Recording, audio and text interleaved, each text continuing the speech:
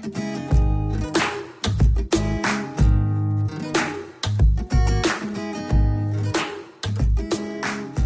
folks, and welcome back to the Designated Doulist podcast. My name is Nicole Steinberg with Forget Me Not. And my name is Violet Hatzigan with Wild Violet Birthkeeper and Wild Violet Oracle.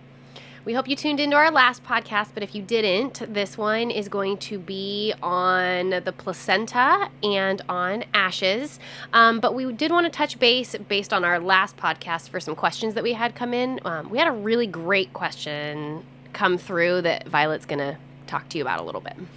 So that question was, what is holding space? You may have heard us reference that before. You may have heard it just in context elsewhere. And what does that mean?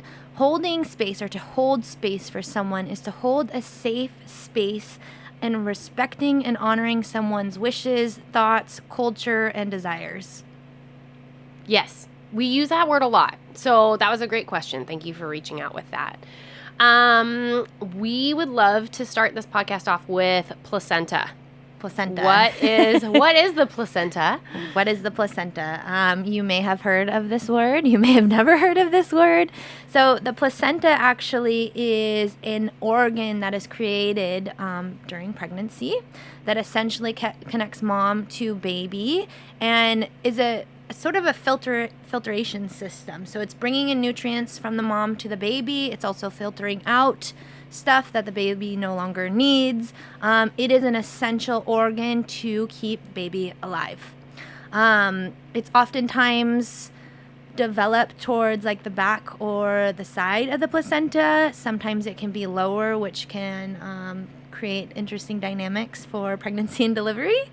So that is the placenta. The placenta, I think, around the world and traditionally has been really revered as something sacred. Today, in most modern Western cultures, the placenta is simply just an organ that is disregarded after birth. But today, and in our discussions, we're going to be talking more about like ceremonies and traditions in regards to the placenta and regards to ashes. Yes, I will not be talking to you about the placenta. That's going to be all Violet all the time. I think we're going to talk culturally, too. Maybe how some other cultures would utilize the placenta afterwards. Yeah. But I have a quick question. How big is a placenta? Or how big can a placenta get? So, averagely, a placenta would be the size of a dinner plate. So it's basically connected to your uterine wall, and then you have the umbilical cord connected to the baby. My situation was kind of unique. I actually had a 10-pound baby, and my placenta was probably the size of 2 dinner plates.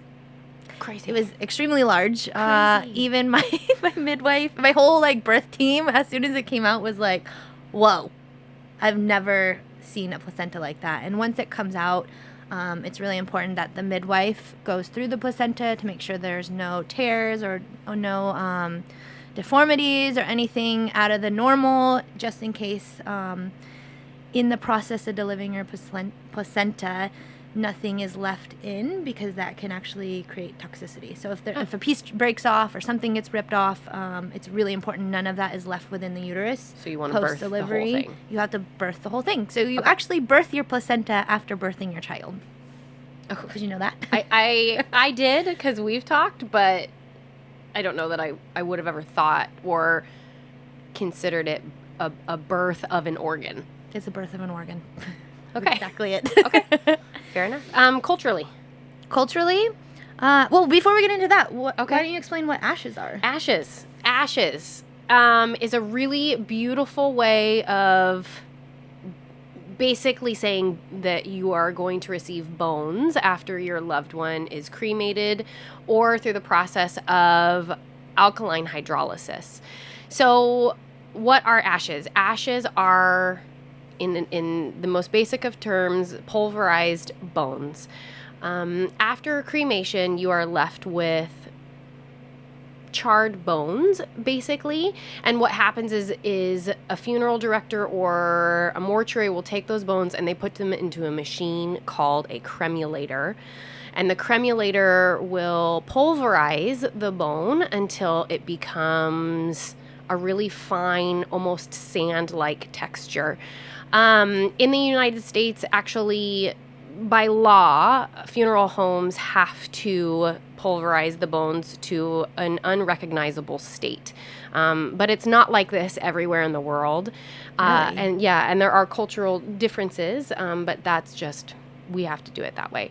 Alkaline hydrolysis or aquamation will also leave you with cremated remains, which then will go back to your family to do what you like with them to honor your loved one who has passed.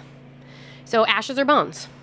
When you get your loved one back, you will actually be holding physical bone with you.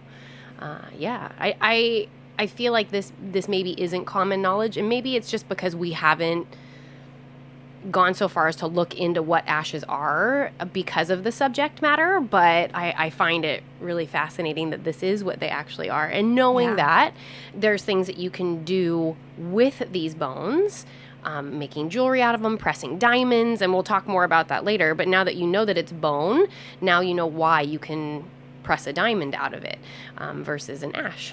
Mm-hmm.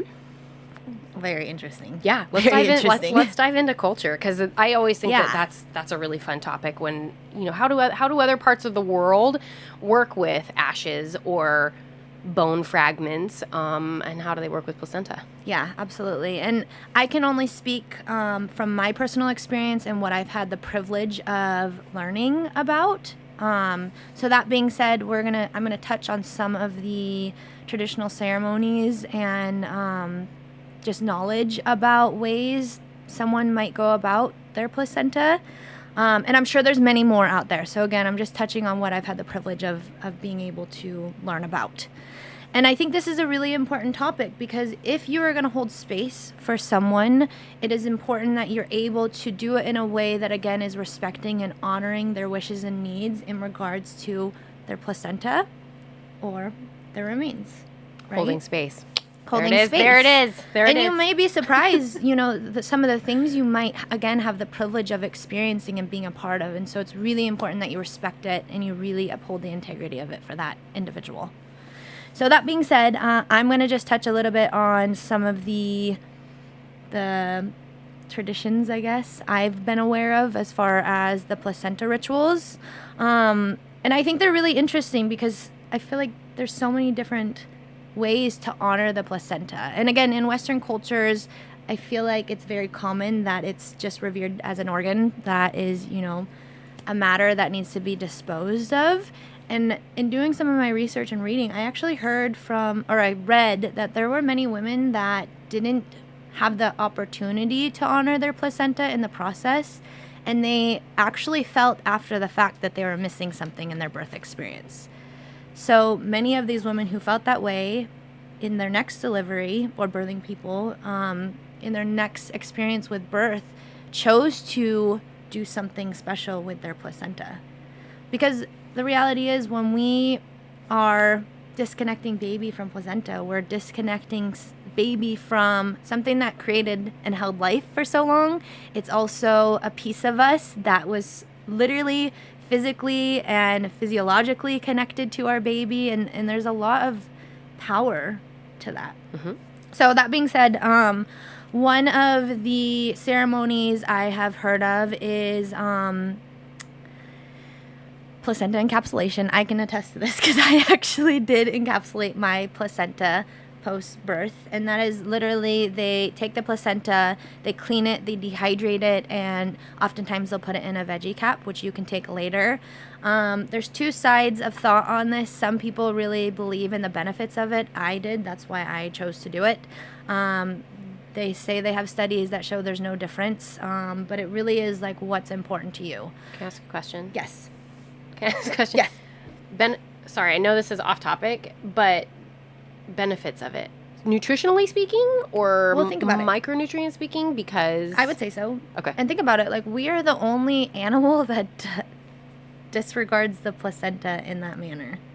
Mammal. Right, because other mammals will eat their placenta after they give birth. Absolutely. Okay, sorry. And it's a way of, like, there's so many nutrients and benefits in the placenta that we're like replenishing our body with.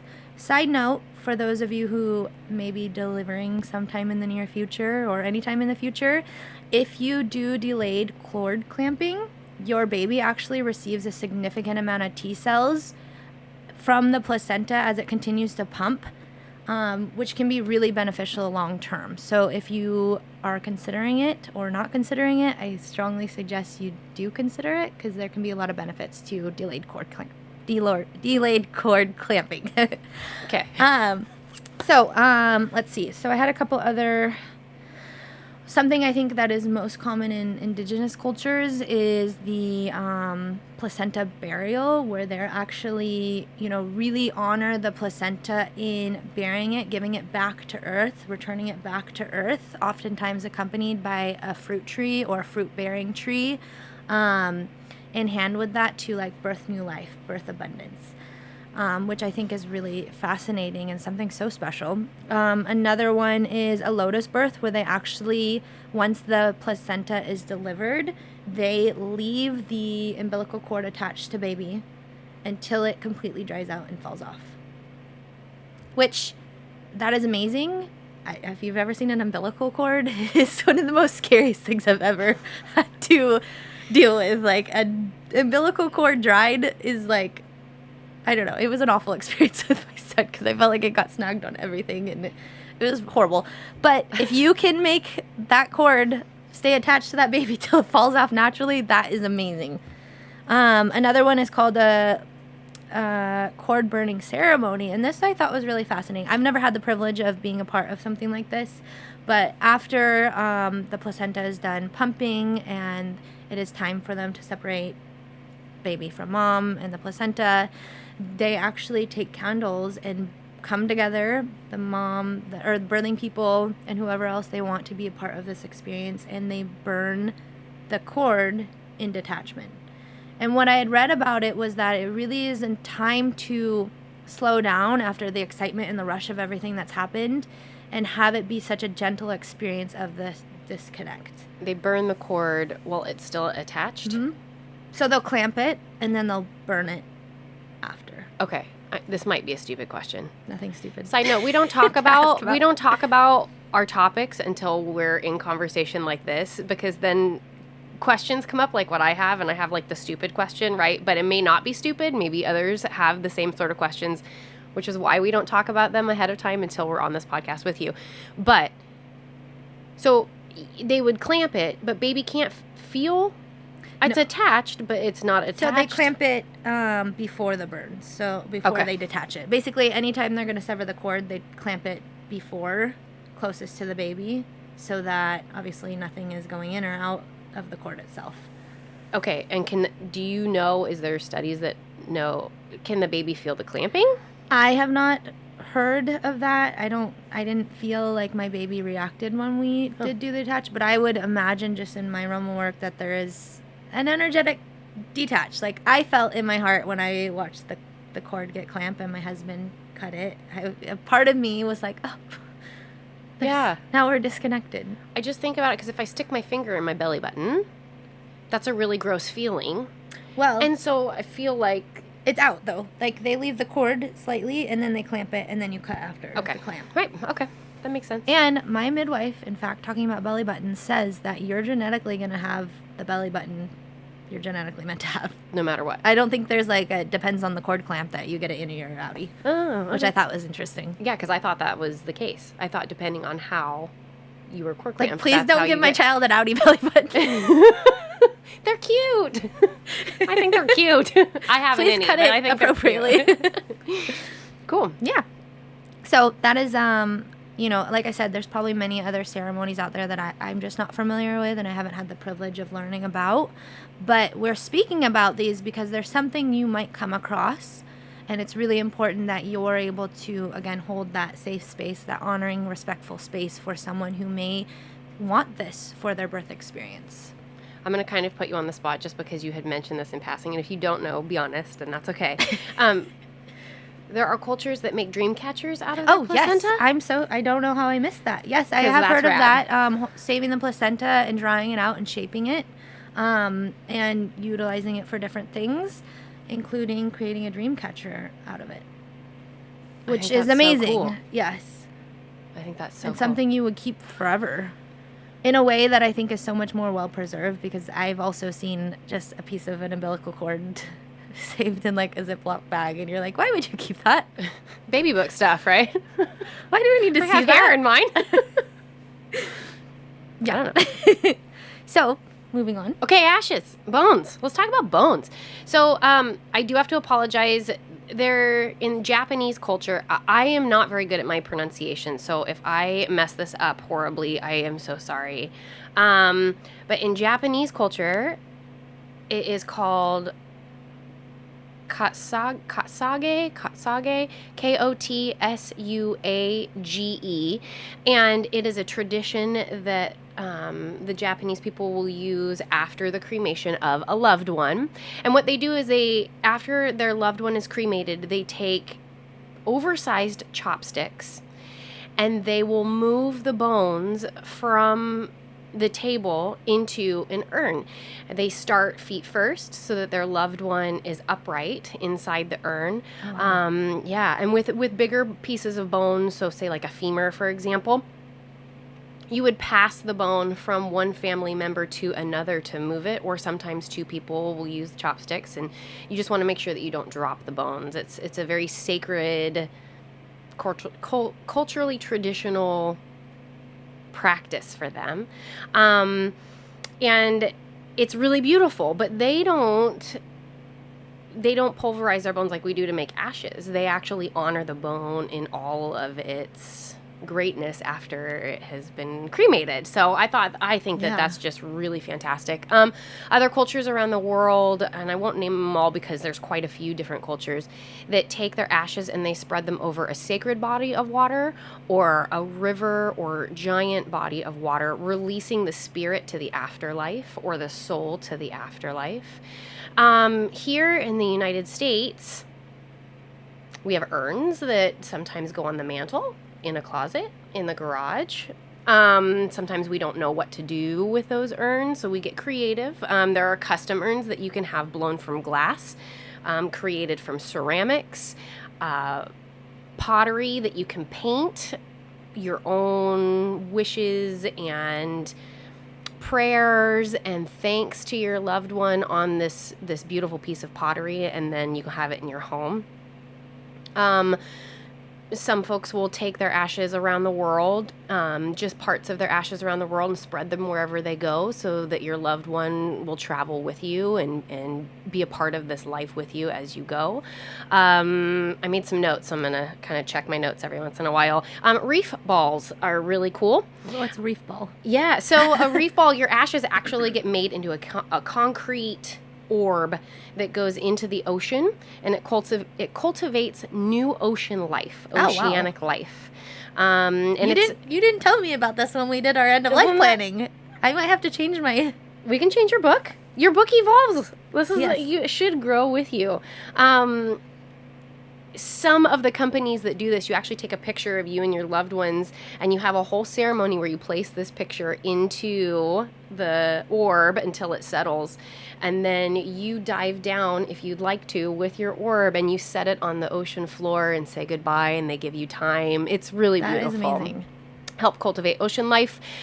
Diamonds, you can have your ashes or cremated remains pressed into a diamond. And actually, through a client of mine, I learned that you don't necessarily have to use the ashes to press a diamond. You can use hair fragments also. So when your loved one passes away, you can have a diamond created from their hair, but then still have the ashes to do other things with, which is kind of cool. I learned this through a client. They taught me about it, and I love learning from my clients. You can have your ashes, or cremated remains is the technical term, pressed into a Frisbee, because then you can be a part of family events out in the park. You can have your ashes put into an hourglass, which is actually part of my logo. You can be there on family game night. You can have cremated remains pressed into a record, which will actually play music. There was a 16-year-old girl who baked her grandfather's cremated remains into cookies and passed them out to her class. I don't recommend this. I don't. Are you legally allowed to do that? Is that legal? I have no comment on that. And actually, some of her classmates, it was said, knew what they were eating, so it wasn't totally unknown that this had happened. And of course, these are more obscure things that you can do with cremated remains, but you can also make a firework. You can launch your loved one's cremated remains into space. They have a space launch. Oh, wow. Get creative. There's all kinds of things you can do. Another really crazy one, which again I don't recommend, is Keith Richards actually snorted his father. So there are traditions where you would steep cremated remains in with your tea, and then as a family you would have a whole traditional ceremony around that and drink the tea with the steeped ashes. There's all kinds of things you can do with ashes. But these are just some of the ways that cremated remains have been used in the United States. That is creative.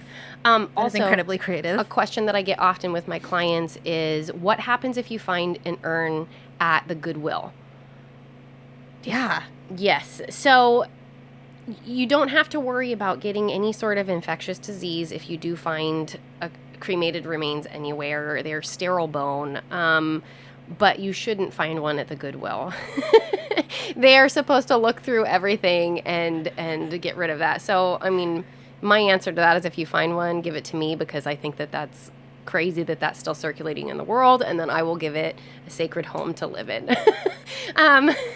But they shouldn't be out in public. That shouldn't be something that's sold publicly. I always wondered that, like, because my mother was actually cremated, and we have this beautiful urn that she sits in, and I always wondered, what happens at the end of our generation? Like, do I pass it down to my kids, and what do they do with it after I'm gone? Do they hold on to it? Do we create a collection on the mantle with? That's a good question. A question that I get often, and I have no answer to that. You hope that your children honor that the way that you did, and my best advice would be to teach your children about their grandparents, so that they feel like they have a connection to their grandparents. And then you hope that your children pass on that knowledge to their children. You know, this is great grandma, and then have pictures with that urn. Yeah. And have memories associated with that urn, or traditions that you can start with just your family. Somewhat like every year you could honor the loved ones in your family that have passed in your own ceremonial way, and then that keeps those individuals alive going through your generations, and then it will add too, so you have your own family. Speaking practice. of that, and I know you probably know exactly what region this is from, but I have seen documentaries of certain cultures, I feel like in East Asia or such, or Southeast Asia, where they actually take their family members out of the coffins, and then they dress them up or clean them up or do something with them. Yes. And that preservation. Yes. For one day, and then they put them back. They do. They honor them. So they take them out. They undress them completely. They wash them. They'll actually bring goodies to them to help them in the afterlife. So they'll bring food, or they'll bring drinks, or they donate cigarettes, or peanuts is another one that they'll bring to help them, so that they have this wonderful, glorious afterlife. And they take pictures with them. They take selfies with them. You'll find selfies out there. And for other cultures, it's not taboo to talk about death or to take pictures with your deceased, because they're your family and you love them and they've been a part of your life. It's not taboo. It's beautiful. You know, this is my great-great-great-grandmother that I'm getting to redress and help in her afterlife. And then they redress them and they put them back in. Where is that? Do you know where it is? Not off the top of my head, and I actually just watched a whole documentary on this, so I should know. So I would say, culturally speaking, there's all sorts of different things you can do with ashes. Yeah. Cremated remains, because that's the technical that's the technical term for it. Also, if you are one of those individuals that would like alkaline hydrolysis, you have cremated remains that come out of that too. So you'll have ashes after alkaline hydrolysis, which is a form of water disposition. And since we're on the topic, my husband and I actually had the privilege of doing our end-of-life planning with Nicole last week. And it was really interesting, some of the questions that were brought up as far as when end-of-life happens for either one of my husband and I, how we would want to be remembered and how we would like our remains and our affairs to be handled. And it was just a really interesting and amazing experience. Both my husband and I felt it was really powerful also in really reflecting on exactly how we would like things to be handled. Thank you. And I can speak from also losing my parent at a young age and having to be basically in charge of her affairs. Having something in place that is like direct, I think, is so important because my mother never had anything in place. And it was kind of a interesting experience trying to navigate that without really knowing what she wanted. So thank you. Yeah, absolutely. I know it seems very small. I don't know if that's the right word that I'm looking for. It seems like such a minor detail to write down what you would like done with something like a cremated remain. And I had this conversation this morning. I ran into somebody who said, I'm dead. I'm gone. I don't care what happens to me. I'm dead. So what does it matter what happens to me? And I hear this all the time, but you do care what happens to you. And sometimes going through a list of what you don't want, we can get to what you do want. But something as small as to tell your loved ones what you would like done with your cremated remains means a lot to your family. Which I feel like placenta would be the same way if you were to talk to your significant other and say, hey, I know that this sounds kind of odd, but I would really like to encapsulate my placenta and take this. Maybe those conversations, although they don't seem like a big deal, would be a really big deal because they bring ease and awareness for the rest of your family. Absolutely. So wrapping up our podcast a little bit now because we're getting towards the end, I wanted to talk a little bit about next month. So our December podcast is going to be all about becoming a doula, becoming a birth doula, becoming a death doula, and certifications, if any, and what that looks like. And then we had our first designated doula cafe this last month, which was beyond wonderful. It exceeded all of my expectations. Absolutely. And then do you want to talk about what we're going to do in December? If you're local. Yes, if you're local to Tacoma or somewhere within the vicinity that it's in driving distance for you, we would love for you to join us next month for our Doula Cafe, which we will be having December 16th. And it's all about ayahuasca. Yeah, and the guest speaker, Dwayne Pascal, is going to be our guest speaker for that event. And we're really looking forward to it. It is an in-person event. It will not be live. It will not be recorded. It cannot be watched back because it's such an intimate setting. And we really, both Nicole and I had discussed this prior to our first Doula Cafe on whether or not we wanted to have it stream. And we both agreed that it was because it's such an intimate setting that it's important that we are holding and creating that space of intimacy and respect and honor. And so it will be solely in person. For those of you who would like to, are interested in this topic or like to join, please do. In our experience last month, having such an intimate setting, I feel like was so powerful because what was brought up, what was spoken and shared about was so raw. It was great. So there is a scroll across the bottom giving you all of our information. Tickets to the event will be there too. It is free. It's a great resource to ask all the questions for free. All the questions. Thanks for joining us, and we will see you next month.